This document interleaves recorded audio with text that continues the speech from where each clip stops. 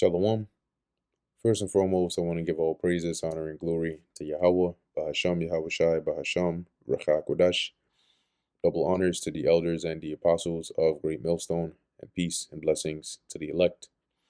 And today we're going to go into the book of Numbers, the 14th chapter. And all the congregation lifted up their voice and cried, and the people wept that night. Yeah, because of that evil report, that the spies, excluding Joshua and Caleb, came back with. And so the people are probably experiencing regret. They're like, yo, we've been in here for this long, we've been going through all this. We left everything in Egypt, and now this promised land, which is supposed to be our hope, we can't even take that over. What are we going to do? Dwell in the wilderness forever? And all the children of Israel murmured against Moses. So they started complaining. They started, talking under their breath. They started, against Moses and against Aaron. And the whole congregation said unto them, would God that we had died in the land of Egypt, or would God we had died in this wilderness? Would God is like saying, if only, right? Like if only we had just died in Egypt, or maybe it had been better if we had just died in this wilderness. Wherefore hath the Lord brought us into this land to fall by the sword, that our wives and our children should be a prey? Were it not better for us to return into Egypt? So why has the Lord done this to us? Why has the Lord brought us all the way out here for what? To kill us, right? And have our wives and our children be a spoil and a prey for the enemies? If anything, it'd be better if we just went back to Egypt. And they said one to another, let us make us a captain and return into Egypt. So basically, screw Moses, forget Aaron. Let's appoint somebody who's willing, and let's go back to Egypt. Then Moses and Aaron fell on their faces before the assembly of the congregation of the children of Israel. And Joshua the son of Nun, and Caleb the son of Jephunneh, which were of them that searched the land, rent their clothes. And they spake unto all the company of the children of Israel, saying, the land which we passed through to search it is an exceeding good land. So they spoke up, right, saying, look, the land is really good. All right, it has everything that we're gonna need. It's a very fruitful land. If the Lord Yahweh delight in us, then He will bring us into this land, and give it us, a land which floweth with milk and honey. And the Lord has already told us that He's gonna give us this land that is promised to us. So we're good. Only rebel not ye against the Lord, neither fear ye the people of the land. For they are bread for us. These people are food. They're light, they're prey. We could take them. Their defense is departed from them, and the Lord is with us. Fear them not. So when the Lord proclaimed that He was going to give us that land, none of their defenses were gonna stand against us. And the Lord is with us. So, what do you have to be afraid of? But all the congregation bade stone them with stones. They said, oh yeah. So y'all trying to go and get us. You know what? Let's get where the stones at. You know. So now they say, you know what? F this. We might as well just kill y'all and then go back to Egypt. And the glory of the Lord appeared in the tabernacle of the congregation before all the children of Israel. And the Lord said unto Moses, how long will this people provoke me? And how long will it be ere they believe me? For all the signs which I have shewed among them. So how long do I have to keep on enduring these retarded little idiots?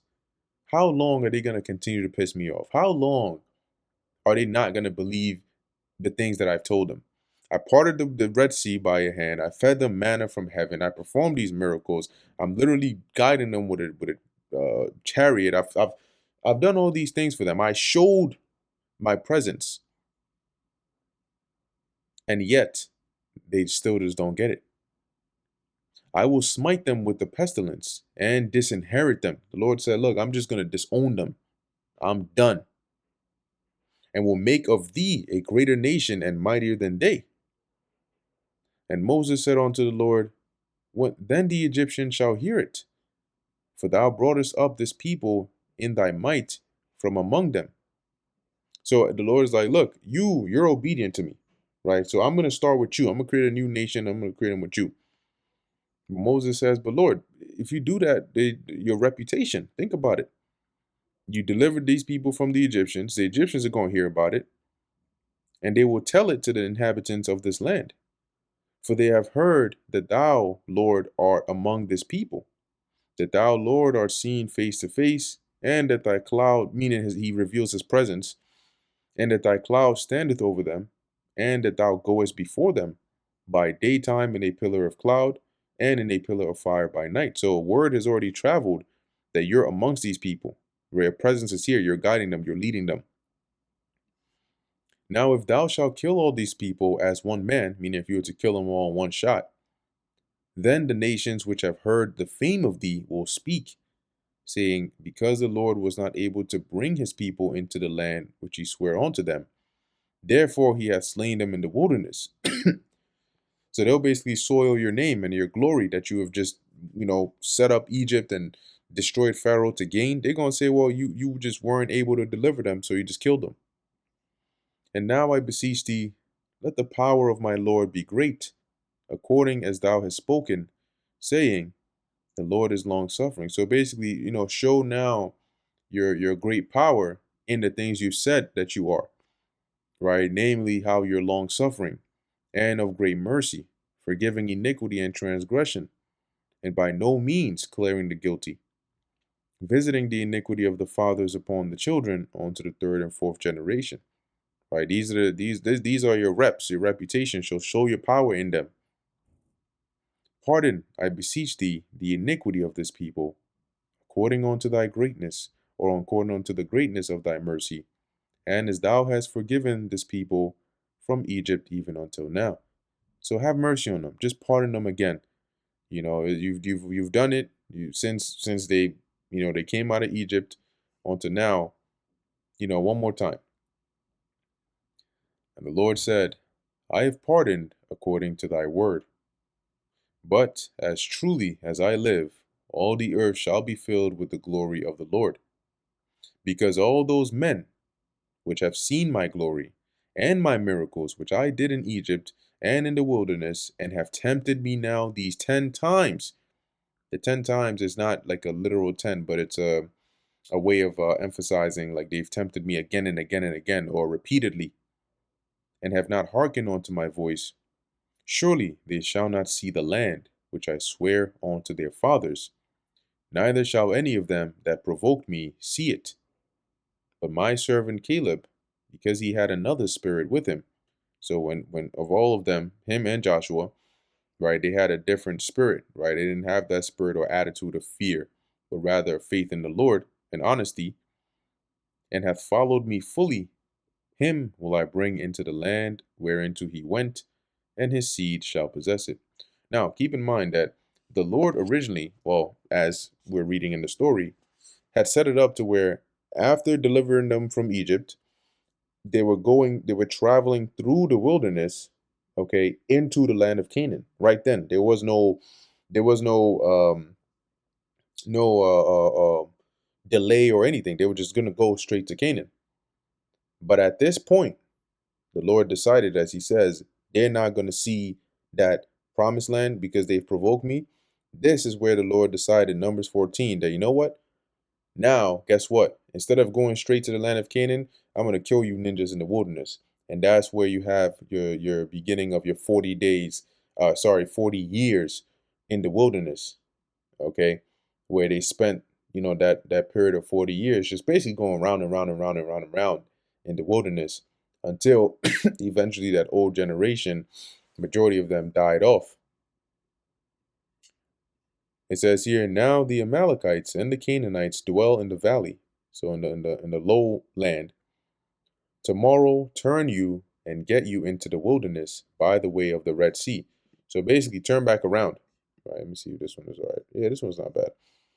So, where they were, right, wilderness of Paran, right, I think that's where they were, but they were just around this area.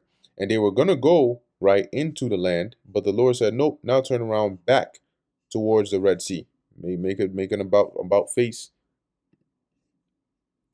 And the Lord spake unto Moses and unto Aaron, saying, How long shall I bear with this evil congregation, which murmur against me?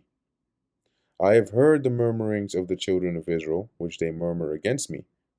Say unto them, As truly as I live, saith the Lord, as ye have spoken in mine ears, so will I do to you. So, oh, you want to keep murmuring, you want to talk smack, or you want to complain, you want to, okay. So you asked for it, right? You said, would to God we had died in Egypt. Would to God we had died in the wilderness. Okay, well, I'm going to grant that for you. Your carcass or your carcasses shall fall in this wilderness, and all that were numbered of you, according to your whole number, from 20 years old and upward, which have murmured against me, doubtless ye shall not come into the land. So all of you that were numbered from 20 years old and up, that have murmured against me, you're not coming into that land.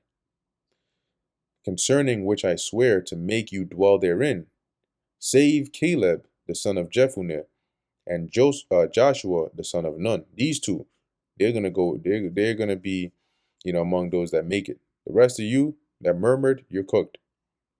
But your little ones, which ye said should be a prey, them will I bring in, and they shall know the land which ye have despised. But as for you, your carcasses, they shall fall in this wilderness, and your children shall wander in the wilderness 40 years, and bear your whoredoms until your carcasses be wasted in the wilderness. So they're basically gonna bear the brunt of your of your infidelity, right? Of your faithlessness, and they're gonna endure this for 40 years along with you until you all die off. After the number of the days which ye searched the land, because remember they spied out the land for 40 days, even 40 days, each day for a year, shall ye bear your iniquities. So your punishment is going to be since you searched the land for 40 days, you're going to be in this wilderness for 40 years. Even 40 years, and ye shall know my breach of promise. You're going to know what it's like for the Lord to revoke, right, that promise of taking you into that land, okay, and punishing you in the stead, because you've provoked them to the point where now this is the conclusion he has arrived at. The Lord Yahweh, I, the Lord Yahweh, have said, I will surely do it unto all this evil congregation that are gathered together against me in this wilderness. They shall be consumed, and there they shall die. And the men which Moses sent to search the land, who returned and made the congregation to murmur against him by bringing up a slander upon the land, even those men that did bring up the evil report upon the land, died by the plague before the Lord Yahweh. But Joshua the son of Nun, and Caleb the son of Jephunneh, which were of the men that went to search the land, lived still. So they were spared because they had that other spirit. They were righteous. And Moses told these sayings unto all the children of Israel, and the people mourned greatly. And they rose up early in the morning and gat them up into the top of the mountain. So after he told them the Lord's words, they mourned. And then the next morning, as it says, they got him up into the top of the mountain, saying, Lo, we be here, and will go up onto the place which the Lord Yahweh hath promised, for we have sinned. And Moses said, Wherefore now do ye transgress the commandment of the Lord? So now that the Lord has said, no, you're gonna be in here for 40 years. Now they're saying, oh no, you know what? Now we're ready. We're gonna go into the land because we went off. We ready now. And Moses is saying, now what? Now you're gonna transgress the Lord's commandment again? He just told us, no, we got to turn around. But it shall not prosper. So you planning to go up into this mountain, go and take them over now, it's not going to work because the Lord is not with you. Verse 42, go not up, for the Lord is not among you, that ye be not smitten before your enemies. For the Amalekites and the Canaanites are there before you, and ye shall fall by the sword, because ye are turned away from the Lord. Therefore the Lord Yahweh will not be with you. Yeah, so he already told you what is the punishment. He's not giving you the land right now. You got to go back 40 years. So you go there right now, you're going to be doing it of your own vain might, and they're going to kill you. Them Amalekites and Canaanites, they're going to mess you up because the Lord is not with you. But they presumed to go onto the top of the hill. So they still didn't listen. They said, nope. And they still went up onto the top of the hill. Nevertheless, the ark of the covenant of the Lord and Moses departed not out of the camp. So Moses, the Levites, they stayed right where they were at, because they said the Lord didn't tell us to go up. He said, no, you're being disobedient. So cool, you go ahead. Then the Amalekites came down, and the Canaanites which dwelt in that hill, and smote them, and discomfited them, even unto Hormah. So they whooped their ass, slew them, killed their asses. Next time they're going to listen. And that brings us to the end of the book of Numbers, the 14th chapter. Lord willing, that was edifying to the elect. In closing, I want to give all praises, honor, and glory to Yahweh, Bahasham, Yahweh Shai, Bahasham, Ruach HaKodesh. Until next time, Shalom.